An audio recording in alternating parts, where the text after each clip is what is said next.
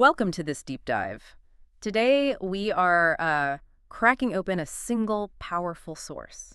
It's this deeply reflective and, I think, very motivational speech, the kind you'd hear at a major inflection point, like a commencement. Yeah, and it's such a rich source because it sort of challenges the standard narrative of success right from the get-go. It really does. So our mission today is pretty focused. We're going to analyze how this speaker really redefines true achievement and resilience. We want to pull out that core wisdom that tells us to stop fixating on external The praise. degree, the title, the score, all that stuff. Exactly. And instead, focus entirely on the internal strength it takes just to get through the day. Absolutely. We are looking for those surprising nuggets about self-acceptance and the messy, often invisible process of growth. And what struck me right away, right from the first sentence, is how quickly the speaker pulls you in How so? by establishing vulnerability, which is, it's so rare for someone holding the microphone at a moment of what's supposed to be triumph. It's strategic vulnerability. That's what it is.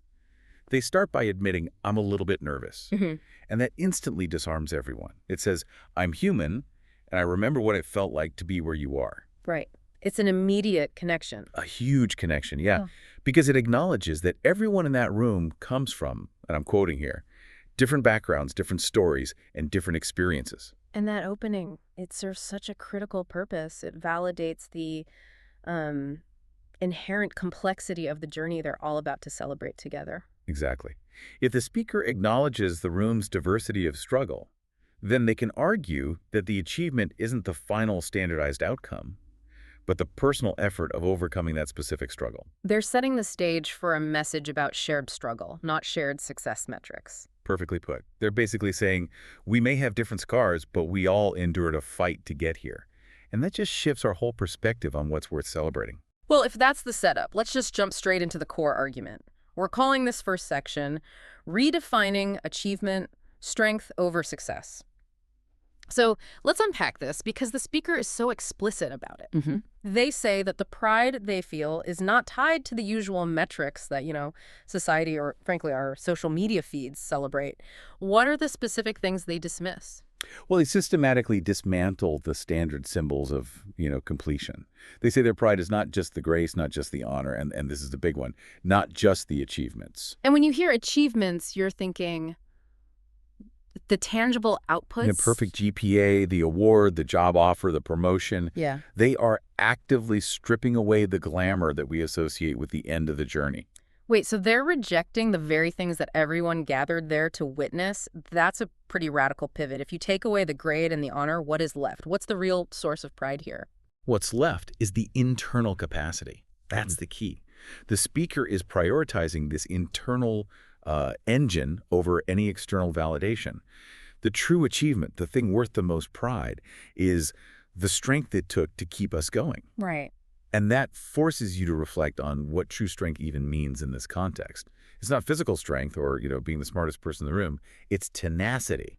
So if we connect this to the bigger picture, this challenges the entire premise of, hustle culture. Absolutely. Hustle culture tells you to measure output, visibility, speed.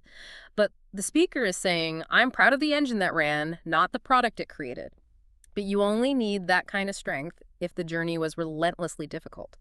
What was the resistance they were facing? The source makes it clear that the resistance was the environment itself, whatever that challenging institution or, life phase was. They describe it as something that shaped us and challenged us, but also, and this is so crucial, sometimes made us feel lost. So the strength wasn't just required to complete tasks, it was needed to navigate that existential fog. That's a huge distinction, isn't it? It's not just endurance against a workload. It's endurance against self-doubt and confusion. And the speaker focuses on the relentless step-by-step nature of persistence. Totally. They highlight the daily, sometimes agonizing decisions, choosing to not back down or give up. They kept going step by step, try after try, challenge after challenge. That phrasing, it really emphasizes the micro decisions. It wasn't one heroic leap across the finish line. No, not at all. It was 1,000 small, often unnoticed decisions to just put one foot in front of the other. And that, I think, is the key insight for anyone listening right now. If you're feeling challenged, the measure of your character isn't the current result. It's the fact that you decided not to quit 5 minutes ago. It makes success democratic.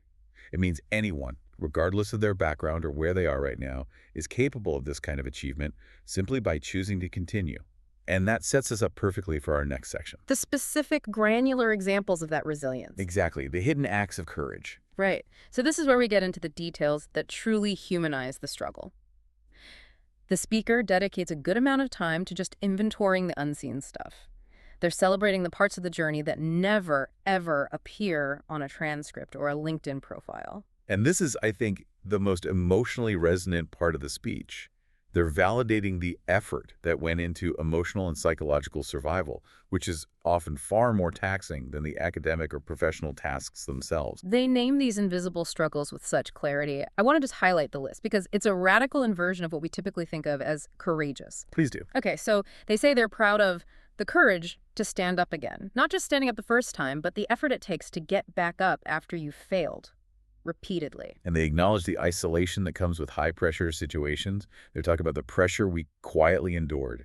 And that word, quietly, is so vital. Why that word? Because it means the achievement wasn't a public spectacle. It was a private, silent contest of will, which is often the hardest kind to win. Wow. Think about that for a second. In a world that's obsessed with broadcasting every little victory, this speaker is saying the true mark of success is the pressure you manage to just absorb and hold inside, simply to protect your focus and keep moving. It's a deeply intimate catalog. They go on to mention the tears we held back and the moments we fought alone. We've all had those moments, right? Oh, absolutely. The speaker is shining a spotlight into the dark corners of the audience's memory and declaring, that was a victory. That struggle, which you thought was a sign of weakness, was actually your greatest act of courage. It fundamentally changes the value proposition. It validates the sheer emotional labor you put in, even when we wanted to quit or when we felt like we weren't good enough. It establishes endurance, this quiet, relentless forward motion, as the highest virtue. And it's so empowering because the audience is being told to grant themselves grace for the hidden work, which so often outweighs the visible output. The speaker is essentially rewriting the success story from a clean narrative of triumph to like a messy ledger of emotional survival. It's not just surviving. No, it's choosing to stand back up, knowing you might get knocked down again immediately. And if you're standing up, you might still feel completely lost. This idea of quiet, solitary effort leads us right into the third major pillar of the speech, which tackles the people in the audience who haven't found clarity yet. Right. Section 3, the acceptance of pacing and uncertainty. The speaker recognizes that not everyone there is celebrating with, absolute certainty about their next steps. In fact, many people are probably still in the middle of that mess, still figuring it out. And the speaker just nails the universal question that haunts anyone in that position. They voice that deep insecurity that plagues anyone in a transition phase. They can hear people asking, what am I really doing here? The question of purpose, relevance, direction, all of it. And it's usually asked when you're comparing yourself to your peers, when that's at its absolute peak. And the immediate response is this massive psychological relief. I mean, this is a crucial pivot to self-acceptance. The speaker immediately says it's perfectly okay and perfectly fine. Which gives you permission to stop worrying about having a detailed 5-year plan ready for inspection. Yes. We live under such immense pressure, especially in our 20s and 30s, to project certainty even when we feel none. So for an authority figure to say, it's perfectly fine to be lost, that counters decades of societal messaging. Which demands that immediate linear progress. Absolutely it does. And that validation allows the speaker to then redefine the very nature of growth itself. If it's okay to be uncertain, then how should we define moving forward? And the definition they provide is one that profoundly respects the individual's own pace and process. So what does growth look like if it doesn't look like a clear vertical graph? They demystify it, they reject the highlight reel, they insist that growth isn't always loud, it's not always glamorous. This is a flat-out rejection of the curated perfection we see everywhere. And they acknowledge the raw reality of it. Sometimes growth is slow, and sometimes, most honestly, it hurts. The fact that they acknowledge that growth can hurt is so significant. It tells the audience that the pain they feel right now, the discomfort of change, the difficulty of learning, that's not a sign that you're failing. It's a sign that you're succeeding at changing. Exactly. It transforms the pain from a punitive thing into a necessary indicator of progress. So growth is defined not by external milestones, but as a continuous state of internal motion. Regardless of its speed. And this brings us to the core mechanism of that progress. The implication is that simply choosing to persist is the proof of growth. Every day you choose to keep going, you're growing. That's the ultimate reassurance. Effort equals growth. Yeah. Full stop. Yes. And this affirmation leads directly to the most practical and, I think, necessary piece of advice in the whole speech, the warning against comparison. Because that's the fastest way to derail that quiet, painful growth. The source material is so clear on this. Strong instructions to avoid comparison because it just steals the joy out of that slow process. The speaker warns, don't rush. Don't compare your journey to anyone else's. Don't fall into the trap of thinking you're ahead or behind. They're dismantling the linear one-size-fits-all path. They are. And instead of focusing on some defined external destination you have to reach at the same time as your peers, the focus is placed entirely on your continuous state of progress relative to your own starting line. You are running your own marathon on your own clock. That focus on the present moment, on accepting being in process, that's cemented by the final, powerful affirmations. These are just concise, authoritative statements designed to instill a sense of belonging and just halt that existential doubt. The speaker emphasizes that you're not a finished product, you are just becoming. And then the affirmations of presence. You belong here, you meant to be here, you are in the right place. It's a complete message of self-acceptance.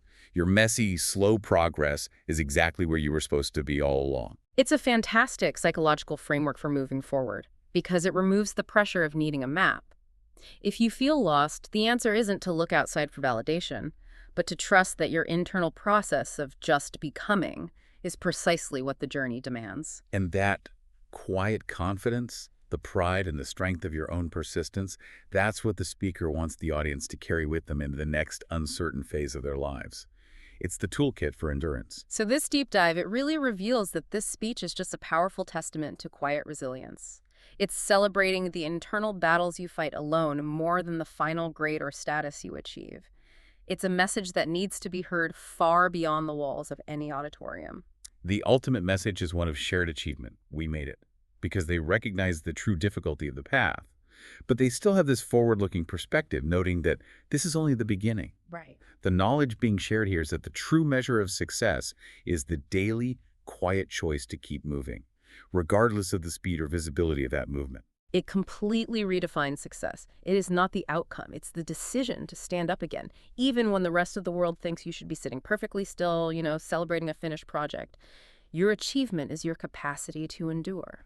And that makes success an internal, daily, achievable victory, rather than some distant, often luck-dependent external outcome. It puts the agency directly into the hands of the person fighting that quiet battle. Absolutely. So our final thought for you to take away is this. If growth is truly defined as simply choosing to keep going every day, what small, unseen act of endurance today proves that you are just becoming? Stay blessed.